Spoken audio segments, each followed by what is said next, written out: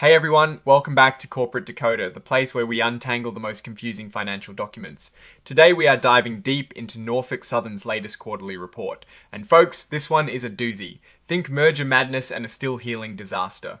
Stick around, because we are about to decode what this all means for the railroad giant. And if you like getting straight answers without all the corporate jargon, hit that subscribe button and join our Discord community linked in the description below. Alright, let's get straight to the heart of it. Norfolk Southern, or NSC as they are known by their stock ticker, has just released their financial update for the period ending the 30th of September 2025. First up, the income statement. For the third quarter of 2025, their railway operating revenues were $103 million. That is a slight bump up from the $0.51 million they brought in during the same quarter last year. For the first 9 months of the year, their revenues hit $206 million, a small increase from $0.99 million in the prior period. Now, here's where things get interesting. Their railway operating expenses jumped significantly in the third quarter to $2.005 million, up from $1.455 million last year.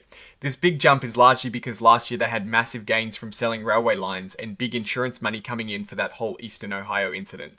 For the first 9 months, their operating expenses actually went down from $159 million to $787 million, thanks to fewer expenses related to that Ohio incident and lower restructuring costs. Because of those big swings in expenses, income from railway operations took a hit in the third quarter, dropping from $1.596 million to $1.098 million. But for the first 9 months, it is up from $2.940 million to $3.419 million. And that trickles down to the bottom line. Net income for the third quarter fell to $711 million from $1.099 million last year. But again, for the first 9 months, net income is up substantially, reaching $2.229 million compared to $1.889 million in the same period last year. This means on a per share basis, diluted earnings per share for the third quarter dropped to $3.16 from $4.85. However, for the first 9 months, it climbed to $9.88 from $8.34. So, while one quarter looks rough, the overall 9-month picture is looking brighter. The operating ratio, which is like a measure of how efficiently they are spending money to make money, improved for the 9-month period, even though the third quarter looked rougher due to those one-time factors. Now, you will always see companies try to smooth things out by adjusting for certain costs. Norfolk Southern is no different when you remove things like merger expenses, restructuring costs, and the net impact of that Eastern Ohio incident. Their adjusted operating expenses for the third quarter actually only went up a tiny bit. And their adjusted income from railway operations, net income, and earnings per share all saw modest increases compared to last year.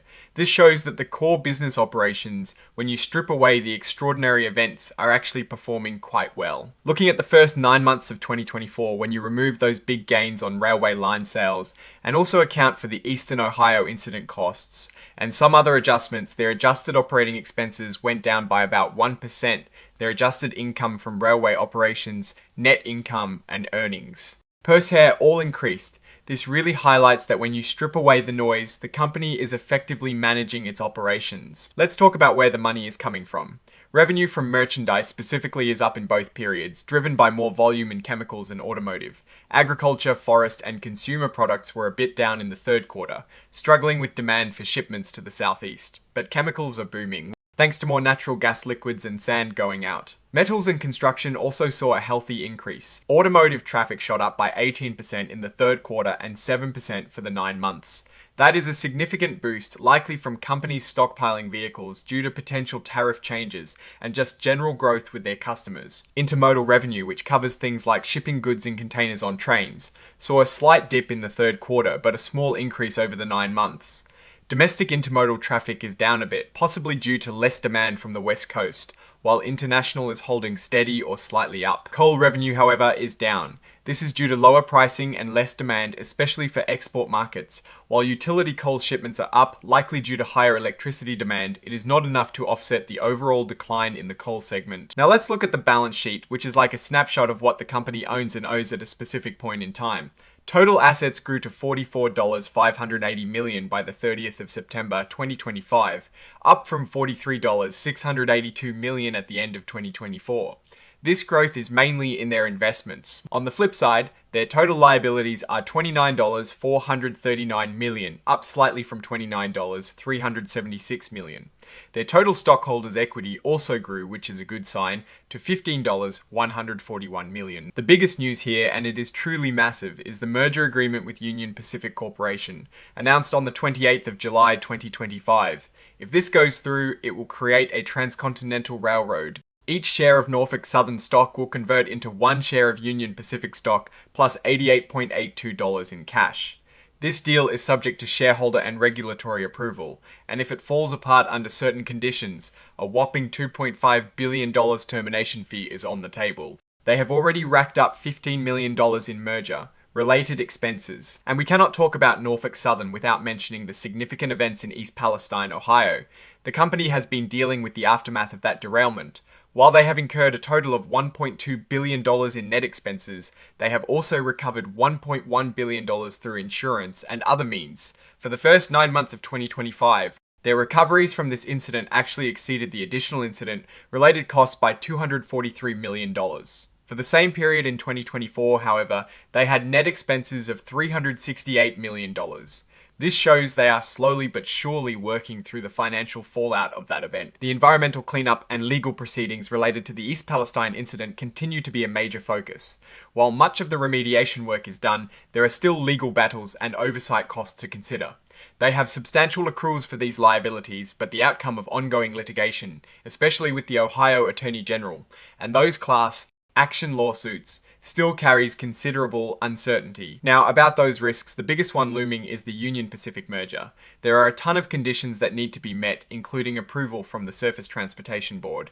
This process could take a long time, and there is a real chance that regulators could impose conditions that might hurt the combined company's value, or that the deal might not happen at all. If the merger falls through, it could seriously damage Norfolk Southern's business, its stock price, and its ability to find alternative attractive deals. Plus, while this merger is pending, Norfolk Southern is restricted in its ability to make major business decisions, which could hurt its day-to-day operations. The company has also been buying back its own stock with $6.3 billion still authorized for repurchases.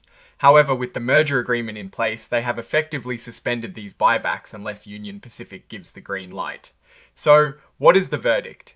Norfolk Southern is in a really interesting spot. On one hand, their core business seems to be chugging along pretty well, with revenue growth and improved efficiency when you strip away the extraordinary events. The merger with Union Pacific, if it goes through, could be transformational, creating a truly dominant force in North American rail. However, that merger is a massive if with huge regulatory hurdles and potential costs. The lingering issues from the East Palestine derailment, while being managed, still represent financial and reputational risks. Management's ability to navigate these complexities, especially securing regulatory approval for the merger, will be absolutely critical. They are a company in transition facing both exciting opportunities and significant uncertainties. What do you think about Norfolk Southern's situation? Is the Union Pacific merger a game changer or a risky gamble? Let me know your thoughts in the comments below. If you found this breakdown helpful, give this video a thumbs up and subscribe for more corporate deep dives. And don't forget to check out our Discord link in the description to join the conversation. Thanks for watching. See you next time.